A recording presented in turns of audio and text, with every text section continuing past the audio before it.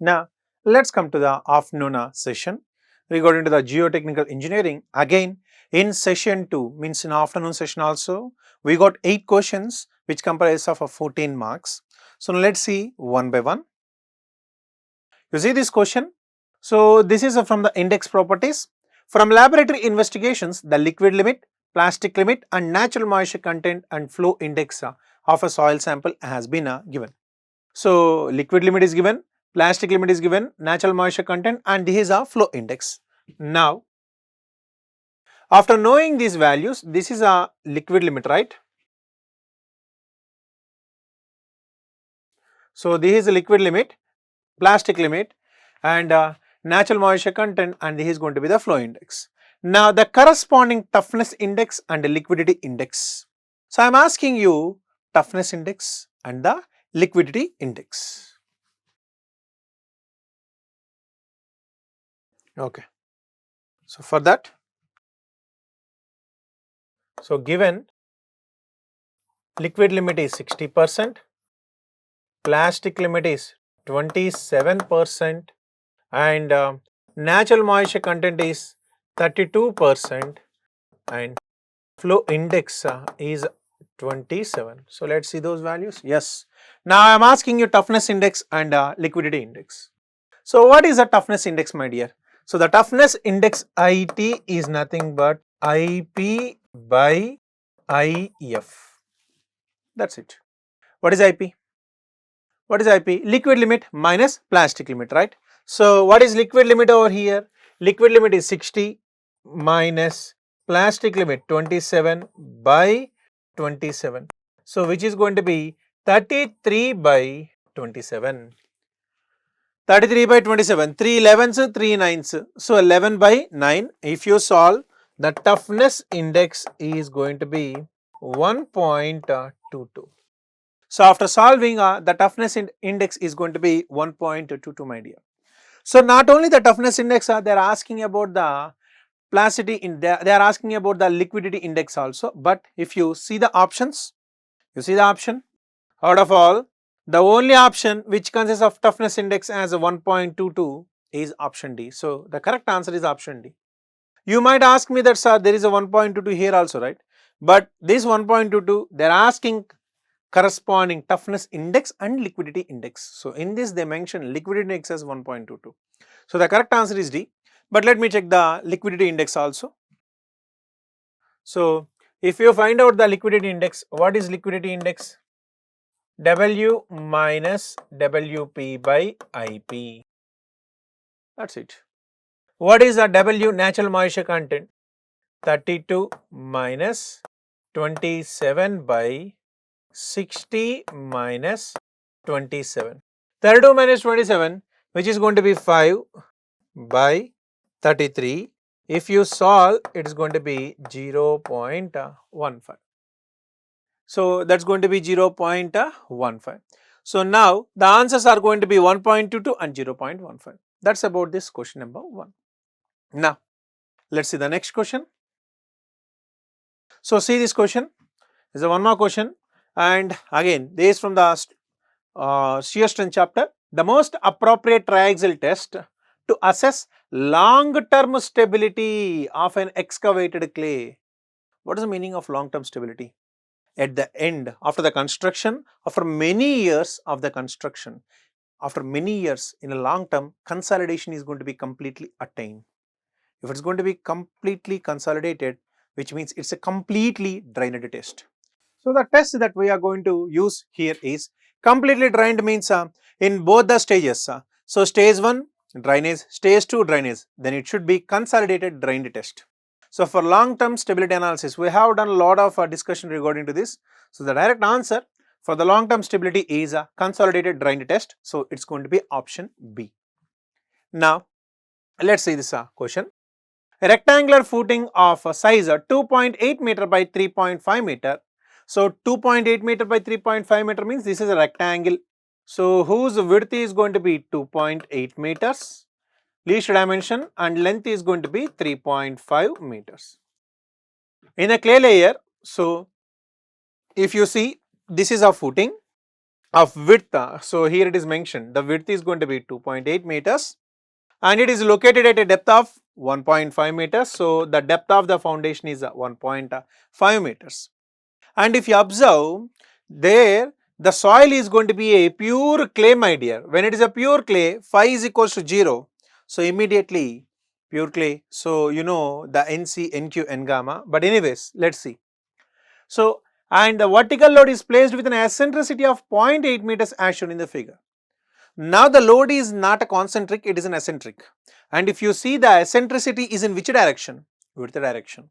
And they did not mention any eccentricity in the length direction. Yes. So from the figure, whatever this eccentricity Ex is equals to 0.8 meters. So this is a one-way eccentricity.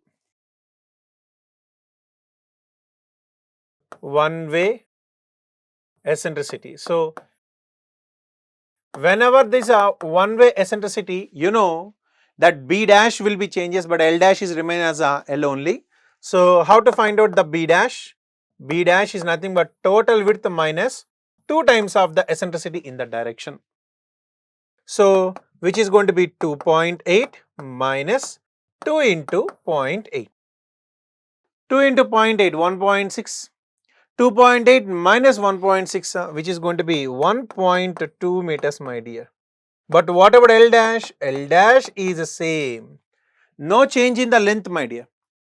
So which is going to be 3.5 meters. Okay. So with that eccentricity, I have find out the modified width and length. Let's see. Take bearing capacity factors. We know that what are the bearing capacity factors for clay? NC, NQ, N gamma. We know that. Shape factors are given as SC, SQ, S gamma. So what is the shape factors? SC, which is going to be 1.16, SQ is equals to S gamma is equals to 1. Similarly, now if you observe depth factors, DC 1.1, DQ and D gamma is 1. DC is 1.1, comma DQ and D gamma both are going to be 1. And whereas inclination factors are every factor is 1, which means IC is equals to IQ is equals to I gamma is equals to 1. Sir, why all the inclination factors are 1, sir? No inclination load, right? It's a vertical load in. So as there is no inclined load, you don't need to apply any correction. So these are the factors. Whenever these factors is mentioned, that's nothing but Meyerhoff's method, right? Yes or no? And now see the actual question. The soil is clay and the dimensions is this one. So if you observe, this is the footing. Now using Meyerhoff's method, the load in kilonewtons round off to 2 decimals that can be applied on footing with a factor of safety of 2.5. Here the major point that everybody needs to understand over here is whether I am going to calculate, see the load that can be applied on the footing is it a gross load or is it a net load? See, they ask the question as the load that should be applied on the footing. The load that should be applied on the footing means it's going to be an external load.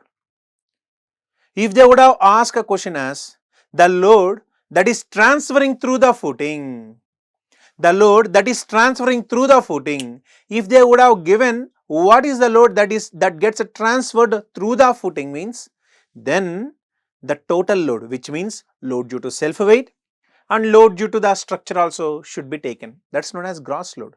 But here they mentioned that the load that can be applied on the footing. See, the purpose of footing is whatever the load we applied, the external load should be carried. Yes, self weight was there from long back. Now after construction also self weight is going to be there. So now what is the load exactly that we are applying on the footing? Is the net load. So I need to find out the net load. Here the question is net load. Okay. So now let's find out the net load. How to find out the net load? Yeah. Let's see. So what is the factor of safety given? 2.5 and I want to find out the net load. How to find out the net load, sir? Sir, you know that design condition, whatever the net pressure should be less than or equals to net safe bearing capacity. So how much net pressure we are going to apply? The net pressure should be less than or equals to net safe bearing capacity. And this net pressure is nothing but net load by this net pressure is nothing but net load by, as is a eccentrically loaded footing, then we have to apply the modified dimensions. B dash into L dash is equals to, what is net safe bearing capacity? Net ultimate by factor of safety. What is net ultimate? Ultimate minus gamma d. So net ultimate minus gamma d by factor of safety, that's going to be the net safe bearing capacity. Now I want a Qn. I know B dash, L dash, factor of safety, gamma and D. If I can find out Qu, I can find out all those things. Yes or no? If I can find out Qu, I can find out all those things. Yes. So what is Qu, sir? So now what is the Qu? The equation of the Qu. So from the mere half, what is Qu? CNC, yes, plus gamma DNQ plus 0.5 gamma B n gamma. Apart from this, whatever the factors, you just multiply. Shape factor SC, SQ, S gamma. Depth factor DC, DQ, D gamma. And inclination factor IC, IQ, I gamma. So this is the ultimate bearing capacity, right? But eventually, as it is a clay soil, mass I have clearly mentioned you, NC 5.4, NQ 1 and N gamma is 0. When you take the N gamma 0, then entire term is going to be eliminate. Entire this width term is going to be eliminate. So now find out the ultimate bearing capacity. So how to find out the ultimate bearing capacity? Qu is equals to C. What is the C value I have given you? C and C. C is nothing but 40, gamma 18.2. So C and C 40 into 5.4 into, so now come into the SC. SC is 1.16 and DC is 1.1, IC is 1. 1.16, 1.1 and IC is going to be 1. So C NC into SC, DC and IC plus gamma D NQ, gamma 18.2. So if you see gamma D, gamma 18.2 and depth is 1.5 meters into 1.5 into NQ, which is going to be 1 into DQ and IQ, everything is going to be 1 only. So DQ is 1 and into 1. So that's it. This is going to be the QU, and after all solving this, so you would be ending the QU value as 289.645 kilopascals. 289.645 kilopascals, that's it. Now I need to find out the net load. So how to find out the net load now? So how to find out the net load? The net load Qn by B dash into L dash. B dash, you see B dash 1.2, L dash 3.5. 1.2 into 3.5 is equals to ultimate minus gamma D 289.645 minus gamma D 18.2 into 1.5 by, what is the factor of safety given? 2.5. So now if you solve, you will be ending the net load as 440.739 kilonewtons. The answer is going to be 440.739 kilonewtons. But I am asking you this question as a round off to 2 decimals, right? So if you round off to 2 decimals, so this is going to be 440.74 kilonewtons. Here the major point is which load I need to find out. Is it a net load or gross load? As I am asking what is the net load that should be applied on the footing, then it is going to be net load. Or if I would have asked what is the load that is transferring through the base, then it should be gross load. And with this point, our ACE Academy became unique by getting the correct answer for this question. Now let's see the next question. Now let's come to this question. As per the Unified Soil Classification System USCS, The type of soil represented by MH is, see, you know that ISES is a modified USES, right? And you know that MH, what is mean by MH? M is nothing but silt, H is nothing but the high compressibility. And is it an inorganic silt or organic silt? Inorganic silt. So, inorganic silt of high plasticity means in the case of the USES or ISES, if I say compressibility, more plasticity. And when do you say high? When the liquid limit is more than 50%. So, MH means it is an inorganic silt with a high plasticity or compressibility with a liquid limit more than 50%. You see, if you see the options, so inorganic silt, so of high plasticity with liquid limit more than 50%. The answer is, correct answer is A. So, this is one more question. Now, see, this question is a very good question. The soil profile at a road construction site is as shown in the figure. So, this is a soil profile in a road construction site. So, here there is nothing but a ground level generally. Yeah. If you observe, there are two soil layers, one is sand and other one is clay, and at their interface there is a water table. So, above water table sand has a unit weight of gamma 18.5, and below water table clay I have given a specific gravity, water content and compression index. Now, the groundwater table is located at the surface of clay layer, yes, and the capillary rise in the sandy soil is negligible. So, you do not need to consider about the capillarity. Now, the effective stress at the middle of the clay layer after the application of embankment loading is 180 kN per meter square. What is the total effective stress at the center of the clay layer, which means exactly at a depth of 3 meters after the construction of the embankment load? What is the effective stress over here? Means final stress. So, whatever the effective stress at the end is given as the effective stress at the middle of clay layer after the application of the embankment loading. They are not saying about the increase, they are saying the total effective stress is 180 kilopascals. Now, take unit weight of water as gamma W 9.81 and the primary consolidation settlement of the clay layer resulting from this loading. What is the primary consolidation settlement? Which is nothing but ultimate settlement. So, simply what is the SF? What is SF? Cc by 1 plus E naught into H into log base 10 sigma final by sigma initial. So, these all are given as at center only, right? This is at center only.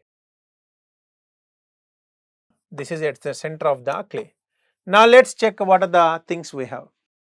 What is Cc? Cc is given as 0.25. And what is H? So, simply the entire clay layer is under compression. So, H is nothing but 6 meters. Now, sigma F dash is there. So, what are the things we required is nothing but void ratio and initial overburden pressure. Sir, how to find out the void ratio? Yes, we know water content, we know specific gravity, the clay is completely under water table. So, it is fully saturated. Can't you find out the initial void ratio? Yes, we do. We can find it out.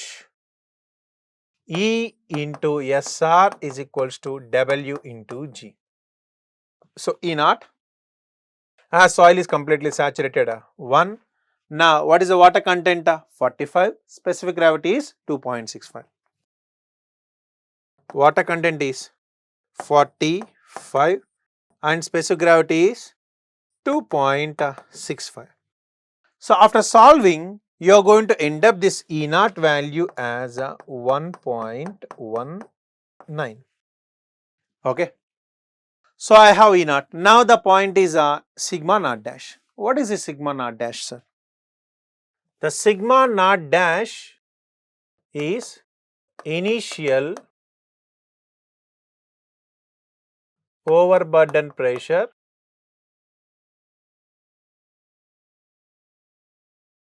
at center of clay. Okay. So how to find out that? The initial overburden pressure sigma naught dash is equals to, go back, and if you observe here the center of clay layer, first in these 2 meters gamma of sand into 2 plus in the 3 meters means at the center of clay layer, so as the soil is submerged, gamma dash of clay into 3. So what is this? Gamma of sand into 2 plus gamma dash of clay into 3. Now what we need to find out is gamma dash of clay. Do you know the clay gamma? No, we don't know. And we know that the clay is completely saturated. If you can find out gamma sat, you can find out the gamma double. If you find out the gamma sat, you can find out the gamma dash, or you can find out directly the gamma dash also. How, sir? G minus 1 by 1 plus E into gamma W. So let's find out the gamma sat. So for the clay layer,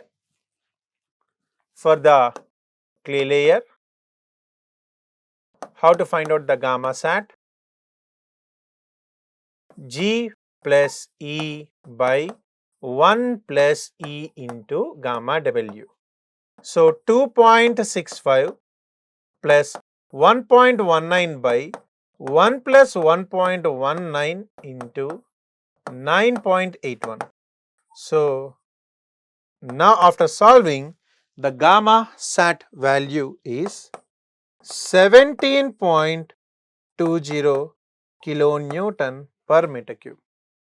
17.20 kilonewton per meter cube. So this is the gamma sat value. Okay, and once we know that, we can apply now. Yes. So what is sigma naught dash? Gamma of a sand 18.5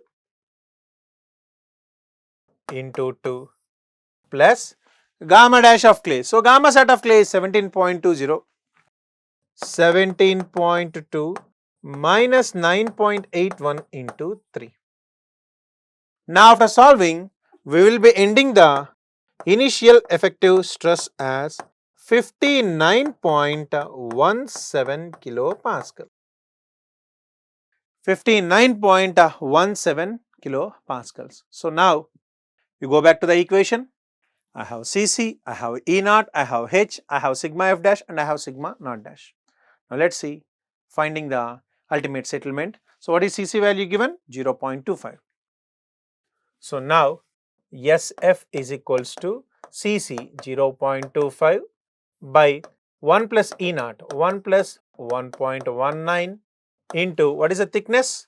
6 meters into log base 10 at the end 180 by initial 59.17. 59.17. So if you solve overall, you are going to end up the answer as 0.33 meters. And I am asking you the question in terms of, see, rounded to 2 decimals and the primary consolidation settlement in terms of meters only. So in meters only. So I don't need to change any units here. So the answer is 0.33 meters. We have solved this type of questions.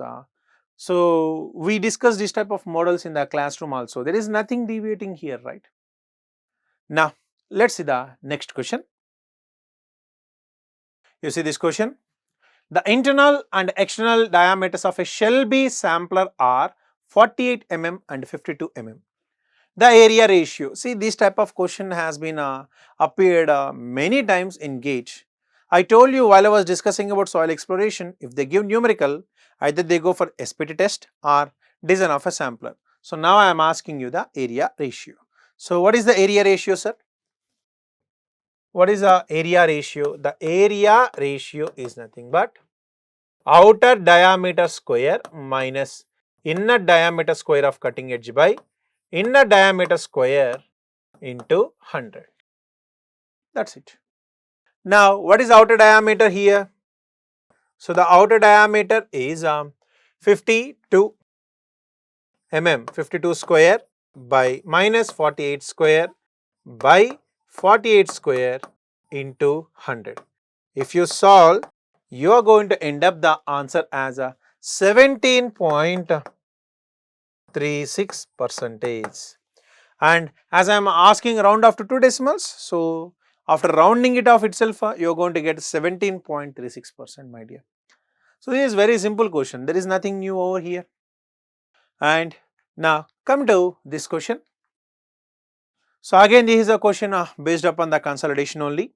A clay layer of thickness H has a pre-consolidation pressure PC, generally we say at a sigma C, and initial void ratio E0. So what is meant by pre-consolidation pressure? The maximum pressure at which soil got consolidated previously. The initial effective overburden pressure at the mid height of the clay layer is P0. So initial effective pressure is P0. At the same location, the increment in effective stress due to applied external load is delta P. Due to applied external load is delta P. The compression and swelling indices of clay are Cc and Cs. So what is this compression index? I know, sir. What is mean of this swelling index? The swelling index is also known as a recompression index. Swelling index is also known as, so swelling index is also known as recompression index.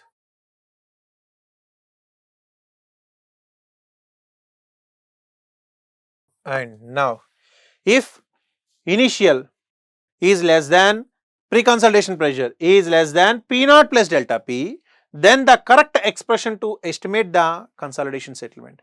So what is the meaning of that? So initial pressure is less than pre-consolidation pressure. If the initial stress is less than pre-consolidated, up to pre-consolidated soil behaves like OCC. I hope you remember the cyclic loading curve I have provided you. And this PC is less than P0 plus delta P. Yes. So now if I draw that graph also, I hope you would be remembering this graph.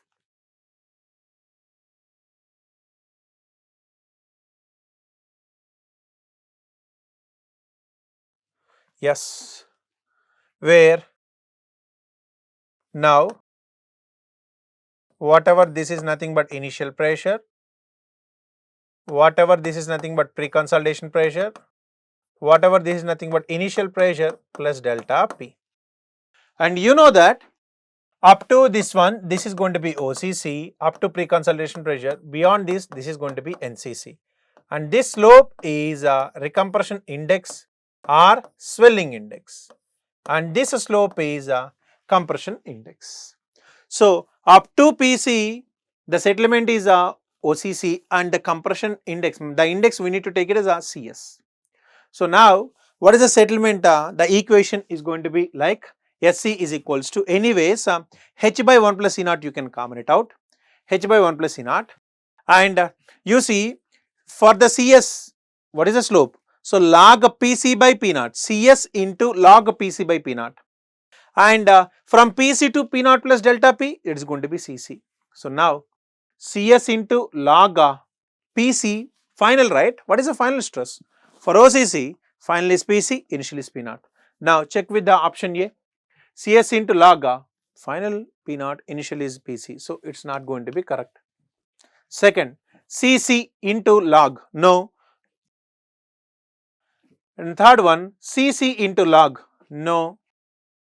Now fourth one, CS into log PC by P0, which means initial is P0, final is PC, and its slope is CS, yes. And coming to the NCC, final is P0 plus delta P, yes. Initial is PC, yes. Its slope is CC. Instead of CR, they have given C, yes, that's it. So you know the correct answer is option D. The correct answer is option. So that's all about this question. And now coming to the last question from this session. So the void ratio of a clay soil sample M, again this question is from the consolidation. So I already said you in the videos also, the consolidation chapter is very, very important. And if you see from the second session, they have asked, this is the third question from the consolidation chapter. They asked ultimate settlement one question, they have given the cyclic loading one question, and here is one more question. The void ratio of a clay soil sample M decreased from 0.575 to 0.51 when the applied pressure increases from 120 to 180. You know that when pressure increases, void ratio will decrease. And for the same increment in pressure, the void ratio of another clay sample N decreases from 0.6 to 0.55. So by the same increment, you take two samples, sample M and sample N. By increasing from 120 to 180, which means how much extra pressure you are applying? 60. The void ratios are going to be changes. So now in sample M and N, the initial void ratio here is 0.575 and final void ratio is 0.51. And what is the increment in pressure? The delta sigma dash, which is going to be 180 minus 120, which is going to be 60 kilopascals. Now coming to the sample N. So here initial void ratio is 0.6. Now it is reduces to 0.55 under same increment in the pressure as 60 kilopascals. Now what is the question I am asking you here is, if the ratio of hydraulic conductivity of sample M to N is 0.125, then the ratio of the coefficient of consolidation of sample M to N. So hydraulic conductivity is nothing but the permeability, right? So you know that Km by Kn is 0.125. What is coefficient of consolidation? Cvm by Cvn. How much? So what is coefficient of consolidation, sir? You know that coefficient of consolidation Cv is equals to K by Mv into gamma W. And if I want this ratio, I need to find out the coefficient of volumetric compressibility, right? If I find out the coefficient of volumetric compressibility, I can find out everything. So let's find out the coefficient of volumetric compressibility. How, sir? So what is coefficient of volumetric compressibility? Mv is equals to delta V by V into 1 by delta sigma dash. I have two samples. Every sample has increment in pressure, but I don't know the change in volume. I know the void ratio. If you remember in consolidation chapter, I represented delta V by V can be written as delta E by 1 plus E naught or delta H by H also. So now I can write this one as delta E by 1 plus E naught into 1 by delta sigma dash. So we have a change in void ratio, we know the change in pressure. So now what is MV in the case of the sample M is equals to, what is change in void ratio? 0.575 minus 0.51 divided by 60 into, means delta sigma dash is 60 into 1 plus E naught. So 1 plus E naught, 0.575. Now if you solve, you will be ending this MV value as 6.878 into 10 to the power of minus 4 meter square per kilonewton. This is in the case of M. Similarly, in the case of the N, MV of N is equals to, what is change in void ratio? 0.6 minus 0.55 by 1 plus E naught, 1 plus 0.6, 1.6 into 60. So now after solving this, you will be ending the value as 5.208 into 10 to the power of minus 4 meter square per kilonewton. So once I know the MV of M and N, now the final question is how to find out that ratio. So you know that CV of M by CV of N, K by M, right? K is directly proportional, which means Km by Kn into MVN by MVM. Km by Kn, which is going to be 0.125 into 5.208 into 10 to the power of minus 4 5.208 into 10 to the power of minus 4 divided by, for m, 6.878. 6.878 into 10 to the power of minus 4. Now, if you solve, you will be ending this value as 0.0946.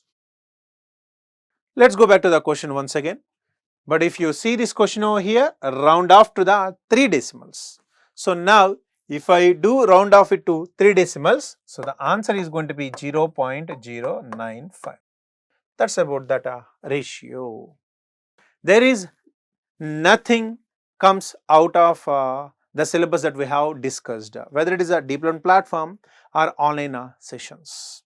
So I hope you people have done very good with the with respect to geotech in your examination. So all the best for the results. So that's all about the geotechnical engineering from the afternoon session.